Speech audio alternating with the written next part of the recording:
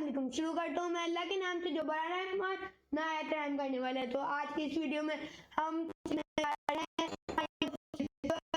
Full course, तो ये होने वाली है हमारी कोर्स की सीरीज, जिसमें हम एक पीओएस पॉइंट ऑफ सेल बनाने जाने लगे हैं। तो सबसे पहले हम लेंगे पीओएस का तारुफ के पीओएस होता क्या है। पीओएस एक सॉफ्टवेयर है जिसकी हाई कॉस्ट पेमेंट होती है। फॉर एग्जांपल अगर हम एक हिसाब से देखें तो उसकी जो वैल्यू है वो बहुत ज़्यादा है। पॉइंट ऑफ सेल क्या होता है और वो सिस्टम कहाँ पे काम आता है और उसके हम कैसे बनाएंगे, मतलब क्या क्या हमें यूज़ करना होगा उसको बनाने के लिए। तो आज की इस वीडियो में ये हम सारा डिस्कवर कर लेंगे। तो let's start.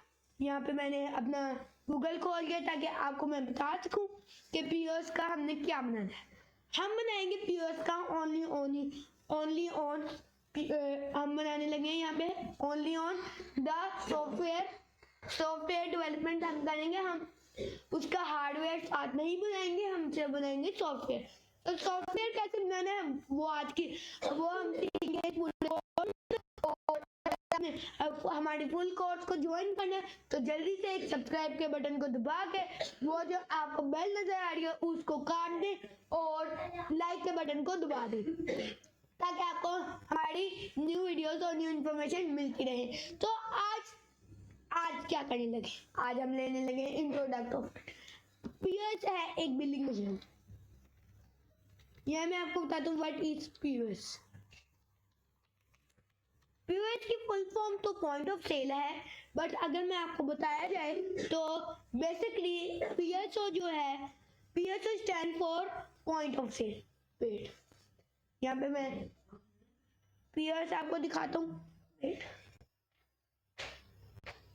What is this.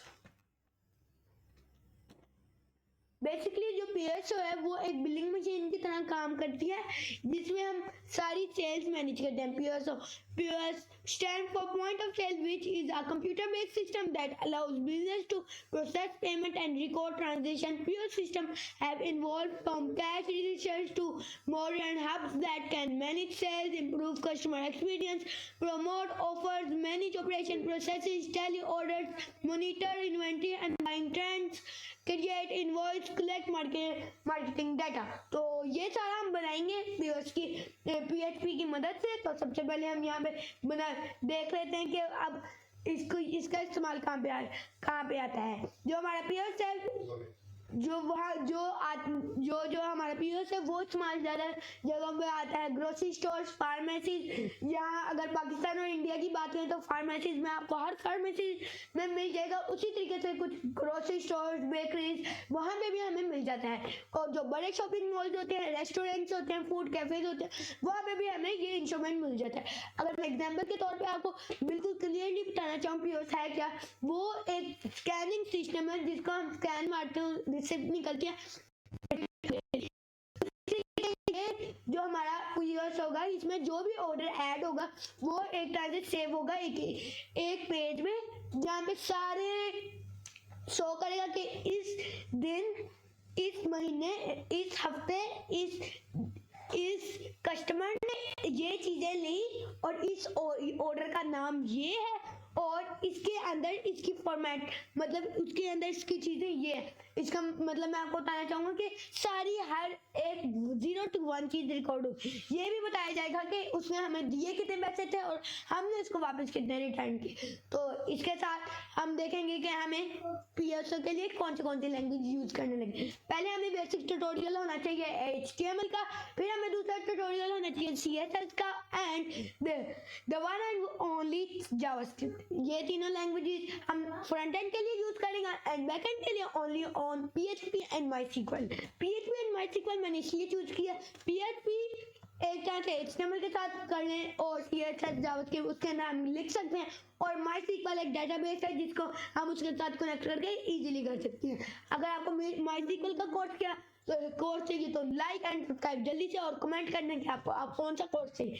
अगर आपको इनमें से कोई कोर्स नहीं पता तो you can comment me below, मैं अगला कोर्स उसी चीज़ का आएगा। तो अब हम स्टार्ट करते हैं। सबसे पहले हमें क्या करना पड़ेगा, हमें डाउनलोड करना पड़ेगा XAMPP फॉर विंडो 10 या कोई भी, ये XAMPP एक सर्वर है, इंस्टॉलेशन सर्वर।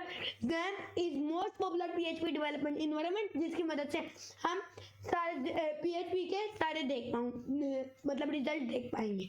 यहाँ पे XAMPP फॉर विंडोज डाउनलोड कर, XAMPP डाउनलोड करने के बाद यहाँ पे जोन से फोल्डर में आपने क्या है, मैं यहाँ पे सबसे पहले अपना पेज खोल लेता हूँ। मैंने यहाँ पे किया हुआ है विंडोज 3 में। तो XAMPP यहाँ पे खुल चुका है। अब अगर मैं आपको एक और चीज दिखाऊं तो उसमें आपको एक फाइल नजर आ रही होगी htdocs, उसको ओपन करना और ये थोड़ी चीजें होंगी उसको आप डिलीट कर लें। ये अब हमारा एक फोल्डर है जहाँ से हम स्टार्ट करेंगे। ये एक चीज हमें डाउनलोड करनी है और उसके अलावा हमें यहाँ पे क्या डाउनलोड करना पड़ेगा वो मैं आपको बता देता हूँ। उसके अलावा हमें यहाँ पे क्या डाउनलोड करना है, वेट,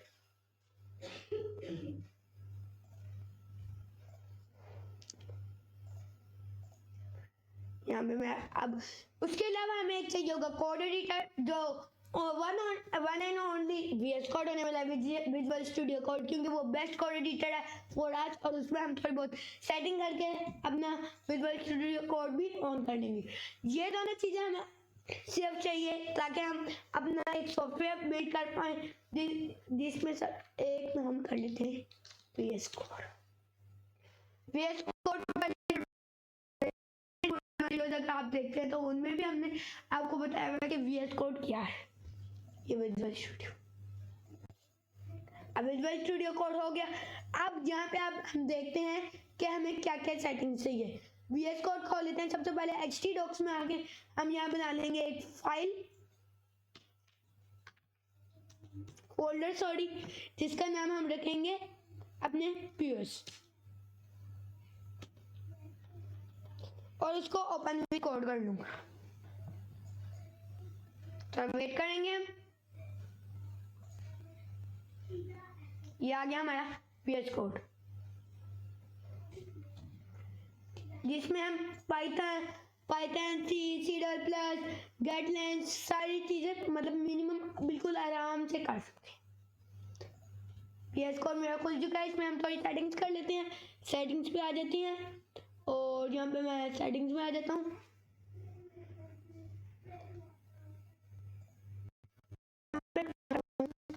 कर्सर, पहले मैं कर्सर की कर लेता हूँ। तो नीचे आते हैं स्प्रेड कर देते हैं, नीचे आते हैं ब्लिंक की जगह मैं स्मूथ कर देता हूँ, जिसकी मदद से पहले हम एक एग्जांपल के लिए index.html बना लेते हैं। ये ऐसे स्मूथ हो रहा है। स्प्रेड हमें चाहिए यहाँ एक्सपैंड, वेट कुछ इस तरीके से, और यहाँ पे हमें ऑल कर लेते हैं इसको, और कर्सर की विड्थ शीट आप कर सकते हैं। यहाँ पे अब मैं करूँगा एक एक्सटेंशन, यहाँ पे हम कर लेते हैं PHP की, आपको ये करनी है, और PHP की करने के बाद आपने अब जो एक आपने करनी है PHP इंटरफेस, और ये डाउनलोड करने के बाद आपने करना है CSS/, ये आ गई CSS, इसको आपने इंस्टॉल कर लेना है, और उसके अलावा आपने कर लेना है HTML2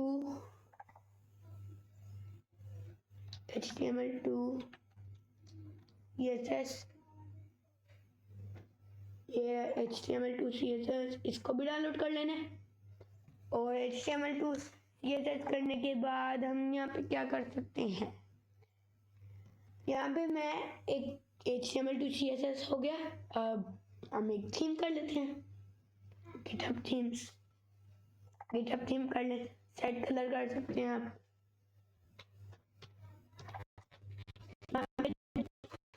कलर है मैं वो आपको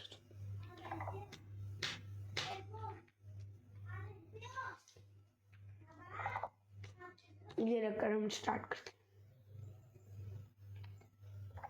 स्टार्ट।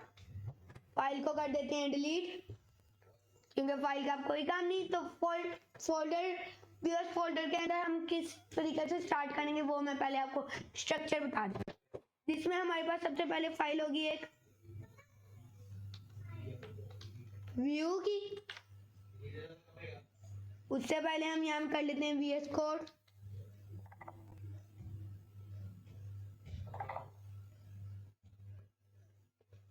VS कोड आइकन्स, इसको वेट इनेबल कर देता हूँ। सेट आइकन्स, आइकन्स भी सेट हो गए। अब यहाँ पे मैं फोल्डर बना लेता हूँ। पहले हम बनाएंगे व्यू का, फिर हम बनाएंगे HTML का। वेट,